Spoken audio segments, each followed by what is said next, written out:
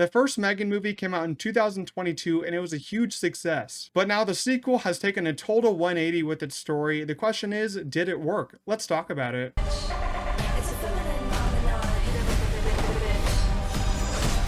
Alright, so to be clear, I never really thought that the first M3GAN movie was all that great. I probably only liked it because it was released in January, and we all know that usually only bad movies land there, but still, it was a box office success as the movie only cost $20 million to make. Now we have M3GAN 2.0, which doubled its budget to $25 million, and let me tell you firsthand, it isn't going to make nearly as much money as the first one did. And that's not because the movie's terrible, because it isn't, but it's still not a great movie. To me, I had a decently fun time with it, but I thought the film itself was just okay with some very glaring issues surrounding it. I clearly think that these movies should have stayed in January. I don't know why they put this movie like at the end of June. It is just going to get crushed by all these other summer movies. You have F1 doing big business. You have Jurassic World coming out. That's probably going to do a lot of great business. And then, of course, Superman, Fantastic Four. So M3GAN's going to have a lot of screens in its first weekend, but it's probably going to lose a lot of those screens to these big blockbusters.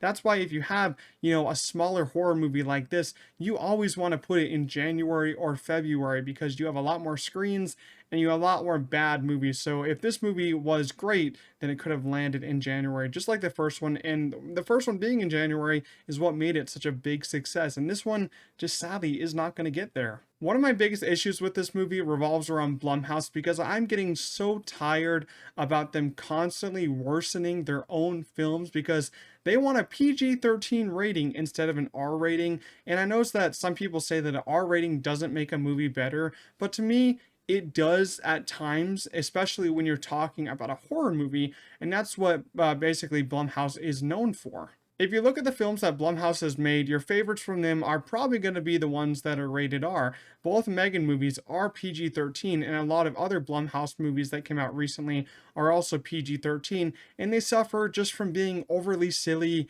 especially during scenes when a robot is like killing someone in an insane way, just because they cut away when the kill happens. Like they cut away last second, you see blood just spatter on a window. You actually don't see the kill shot.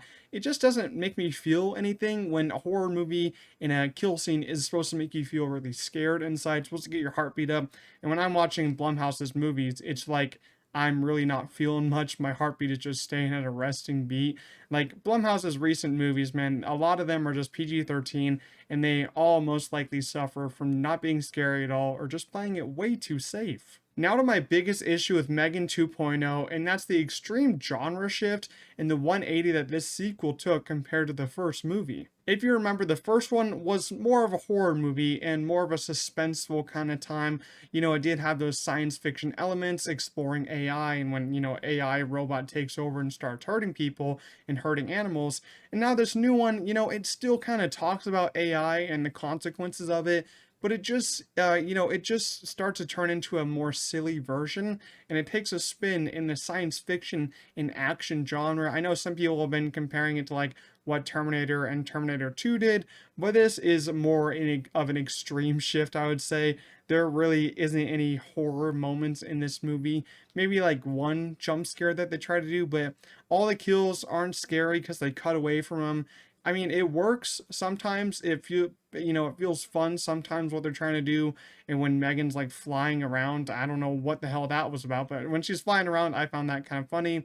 But overall, the decision just to make it, a science fiction movie, an action movie compared to a horror movie was a decision that no one asked for, and I don't think it really worked at all. For the cast here, you have a lot of returning members. I think they're all good, but I really enjoyed Ivana Sakno as the new villain of the movie, Amelia. I thought that she was just terrific. Her body language in this movie is great. If you don't remember, she was in the Ahsoka show as one of the villains of that, and I'm so glad that she's getting more roles, especially as a villain. She's great as a villain, but maybe I'd like to see her not as a villain for once, see her have a little bit more range. But I thought that she was really great in this movie, and I kind of wanted the movie just to be about her instead of M3GAN, because when M3GAN came on screen, I was like, ah, this bitch again. And for the runtime of this movie, it's another thing that I just did not like at all. I don't know why this movie had to be 2 hours when the first one was an hour and 40 minutes.